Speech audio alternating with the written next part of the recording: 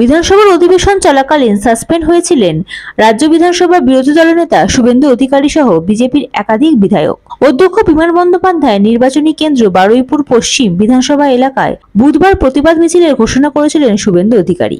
সেই মতো রাজ্য বিধানসভার বিরোধী দলনেতা শুভেন্দু অধিকারীর নেতৃত্বে বুধবার বারুইপুরে বিজেপির মিছিল হয়। সেই মিছিলকে কেন্দ্র করে তীব্র উত্তেজনা ছড়িয়েছিল। অভিযোগ, বিরোধী দলনেতাকে কালো পতাকা দেখানো হয়েছে। তাকে ঘিরে গো ব্যাক এবং চোর বলে স্লোগান তোলে তৃণমূলের কর্মী সমর্থকরা। বিজেপি আরো অভিযোগ করে যে শান্ত পরিস্থিতিতে বিশৃঙ্খলা সৃষ্টি করতে চায় তৃণমূল। সংবিধান না মানা এখানকার এমএলএ তোলাবাজ বিমান ব্যানার্জি, তার বিরুদ্ধে বিজেপির প্রায় 50 জন এমএলএ এখানে শান্তিপূর্ণভাবে একটি প্রতিবাদ কর্মসূচি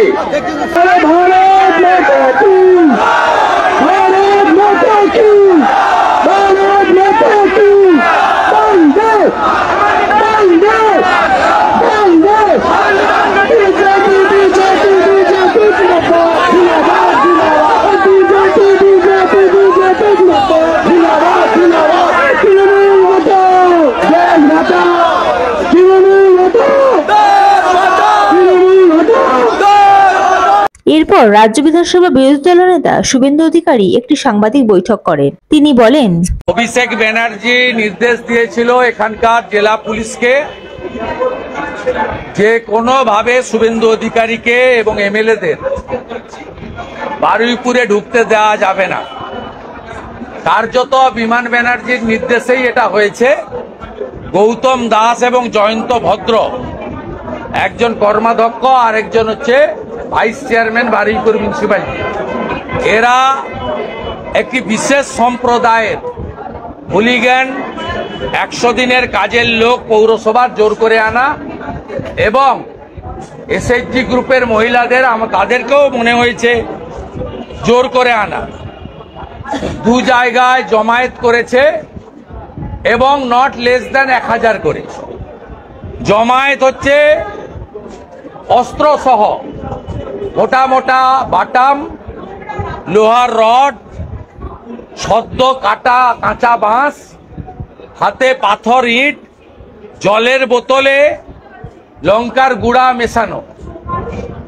এক অভিনব দৃশ্যের সাক্ষী পশ্চিমবঙ্গ বিধানসভার প্রায় 50 জন বিজেপি এমএলএ, বিরোধী দলনেতা, শতাধিক সাংবাদিক এবং কয়েক শত পুলিশ, ইনক্লুডিং আমাদের সেন্ট্রাল ফোর্স, যারা আমাদের পিএসও আছে, তারা তো ল অ্যান্ড অর্ডার মেনটেন করতে পারেন না, তারা আমাদের বডিকে সেভ করেন।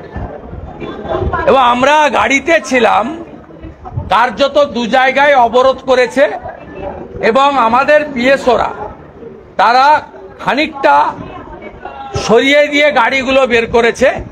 ওদের নির্দেশই ছিল যে বারুইপুর ঢোকার মুখে যে অবরোধটা ছিল ওইখানে আটকে দেওয়া।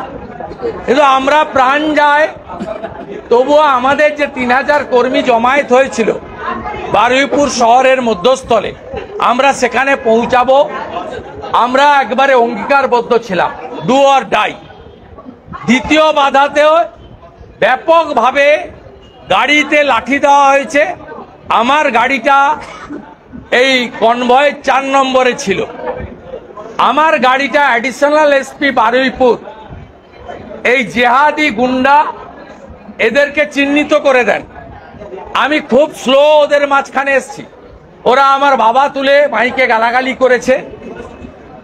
88 বছরের প্রবীণ রাজনীতিবিদ শিশির অধিকারী, তার নাম ধরে ধরে অশ্রাব্য ভাষায় গালিগালাজ করেছে। এই বাংলার কৃষ্টি সংস্কৃতি এবং যারা শিক্ষিত মানুষ, এই বিমান ব্যানার্জি আইনজীবী এবং স্পিকারের আড়ালে কতটা নিম্ন রুচির, নিম্ন সংস্কৃতির একটা শাহজাহানের মতো গুন্ডায় পরিণত হয়েছে, এটা বাংলার মানুষ আজকে চোখে দেখলেন, নিজের চোখে। Bureau report, ND Bangla news. সবার আগে সব খবর, সঠিক খবর পেতে ফেসবুক পেজটি ফলো করে এবং ইউটিউব চ্যানেলটি সাবস্ক্রাইব করে রাখুন আর শেয়ার করতে ভুলবেন না।